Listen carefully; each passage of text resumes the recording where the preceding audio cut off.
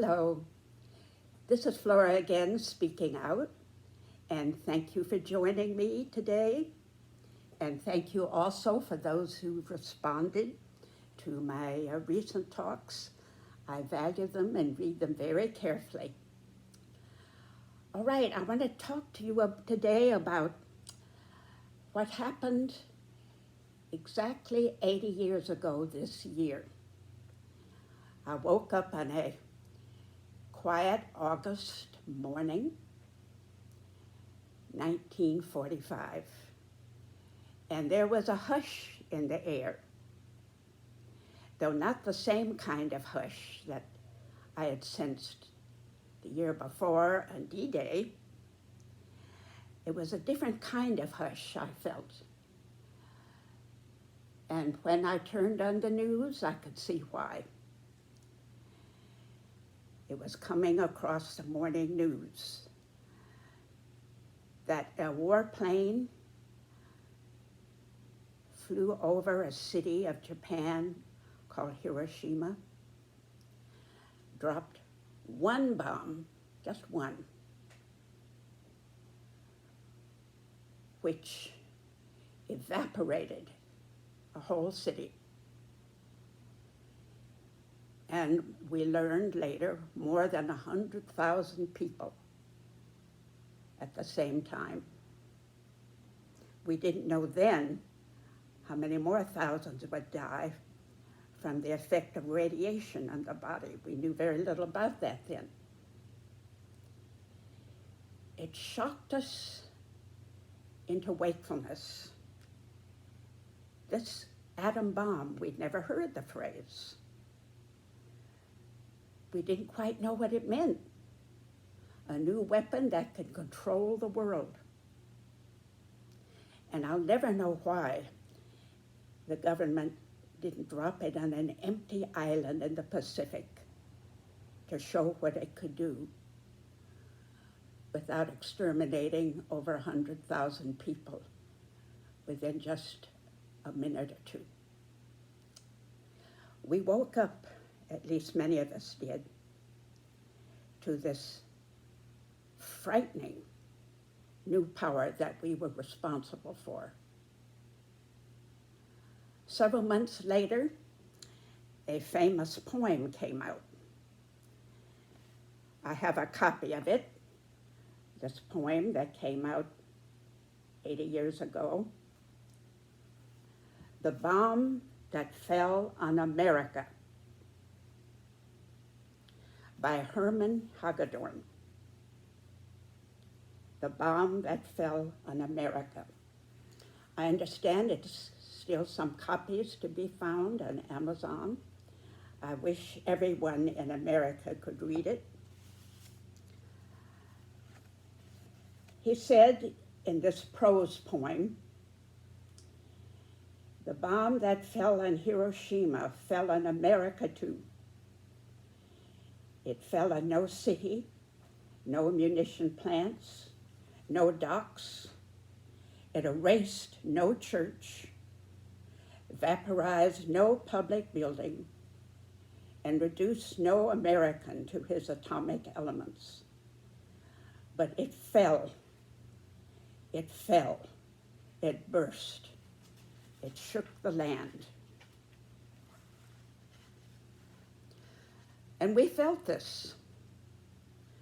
We felt the shock. We felt the horror.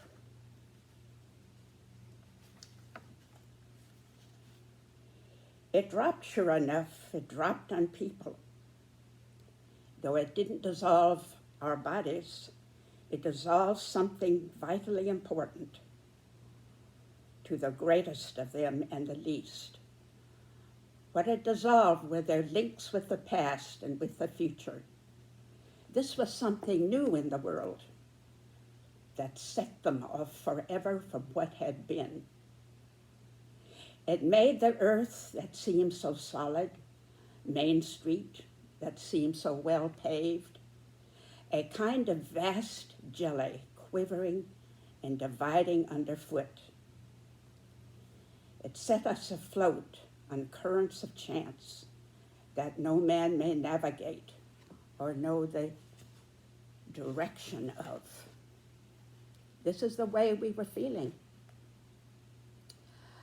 A year later, a group of the original atomic scientists who had developed this frightening weapon that could control the world, they met together in Florida at Rollins University to draw up a manifesto written to not only our nation but to the world, warning us all human beings to wake up to what had been unleashed, to the cataclysmic reality, to wake us up to the fact we were now, from now on, one world. And now, as never before, we must work for peace. My father was an aide at that conference, so I was there too.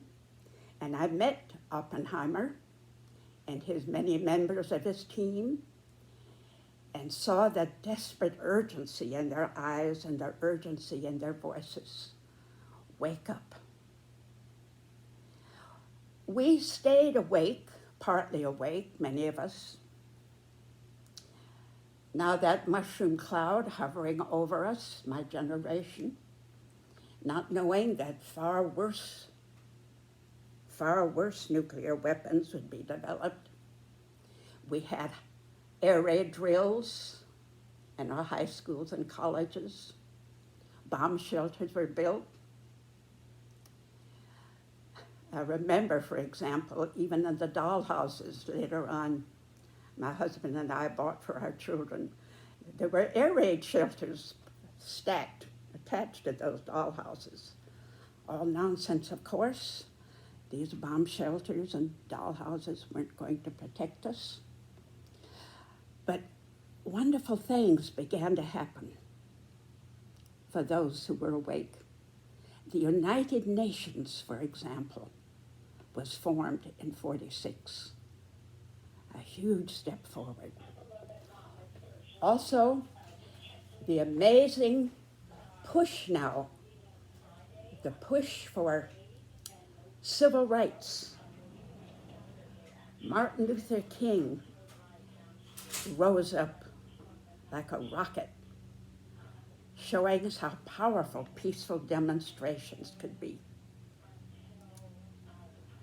Wonderful things began to happen in the nation because we had not gone entirely back to sleep.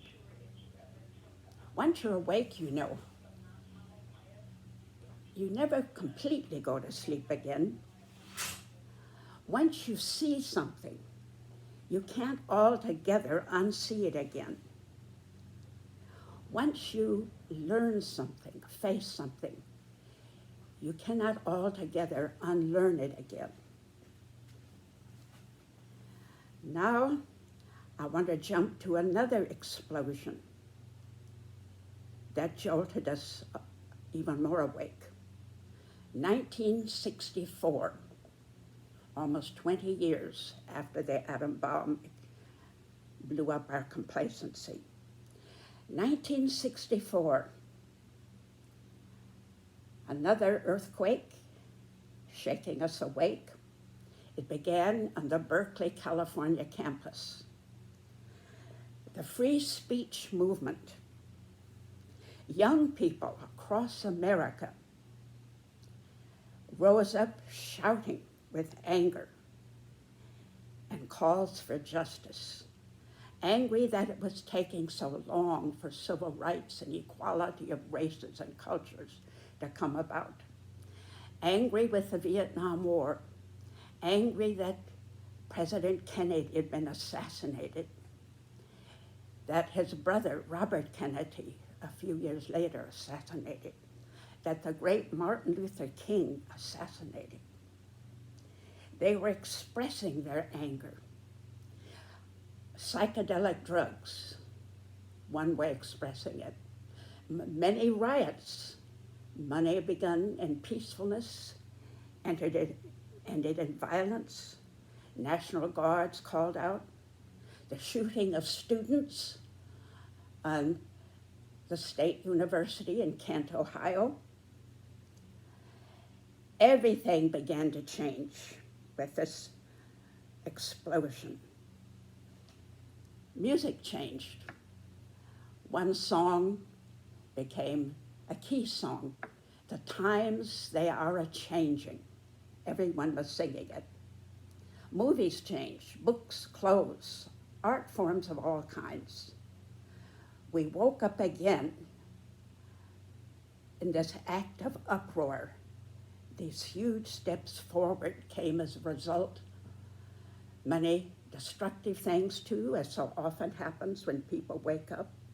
The weathermen, bombing, local terrorists, but also rose gigantic steps forward. Enormous changes in the relationships of races, cultures, religions that were unimaginable before. Huge steps forward for women's rights. I'll talk about that more in length on another occasion. Huge steps forward for rights of gays, lesbians, things that couldn't have been dreamed of possible when I was a child. Civil rights leapt forward. We awoke all over again, and in a sense, have never gone back to sleep. All right, let me give another date. January 6, 2021. All of us remember that date when we woke up to see seditionists swarming all over the Washington Capitol building like maddened zombies, breaking windows, forcing doors, clubbing police, threatening to kill the vice president and the Speaker of the House. This was very different from the noisy uprisings of the young people of the 1960s and 70s. This was seditionists trying to overturn a national election in honor of a man who was trying to push us back into the old cruel injustices of my childhood, trying to tear apart the relationships between races and cultures, who scorned NATO and the United Nations. You might call it an uprising in reverse. A man under whose administration people who wanted to push us back marched in streets with torches shouting, "Whose streets? Our streets. Jews will not replace us. You will not replace us." An uprising in reverse. We woke up then, and I don't think we've gone back to sleep, to the frailty of democracy, how easily overnight a despot can overturn the country. It is incredible, unseen in my lifetime, that a Speaker of the House named Johnson could say, as Mike Johnson did just a few days ago, "Do not doubt and do not second guess and don't ever challenge the President of the United States. Don't ever challenge the President of the United States." Is this an American speaking? A real American? A Speaker of the House of Congress? Or is this a terrified Nazi black shirt talking about Adolf Hitler?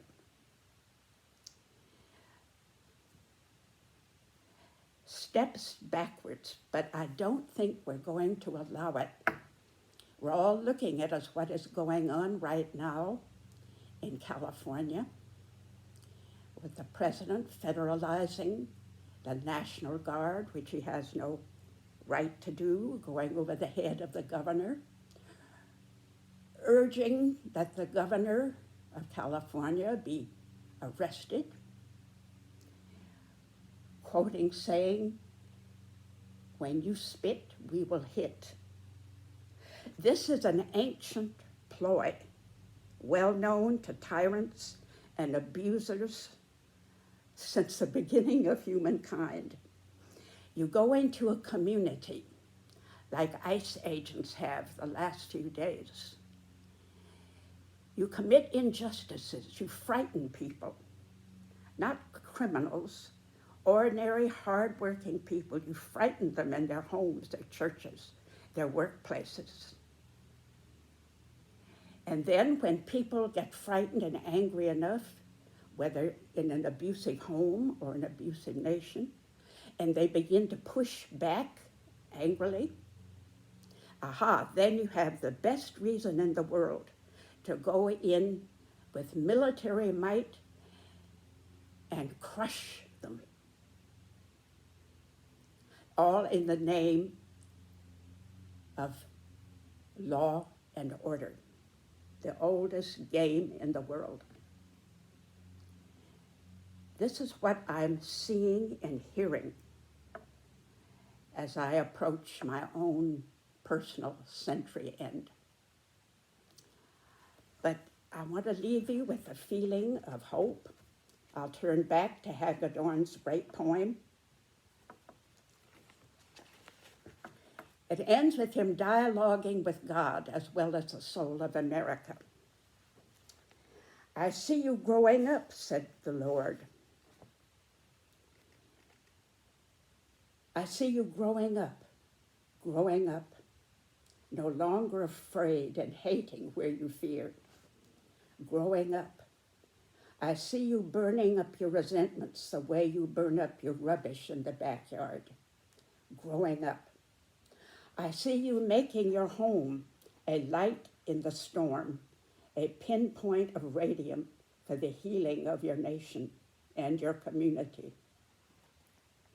I see America growing up into what the oppressed and forsaken of the world have told themselves that was what she was, growing up into what her noblest sons and daughters have hoped she might once be, seeing beyond personal profit to the national gain, beyond national gain to the healing of the world's cankered and failing heart.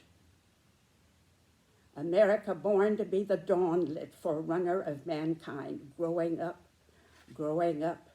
at last to her destiny. There is power in the human soul," said the Lord, "when you break through and set it free, like the power of the atom. More powerful than the atom, it can control the atom, the only thing in the world that can. I told you that the atom is the greatest force in the world except one, and that one is the human soul. This I believe. We are growing up painfully. We are growing up and waking up, and we will not go back to sleep. Thank you for being with me. I'll see you next week."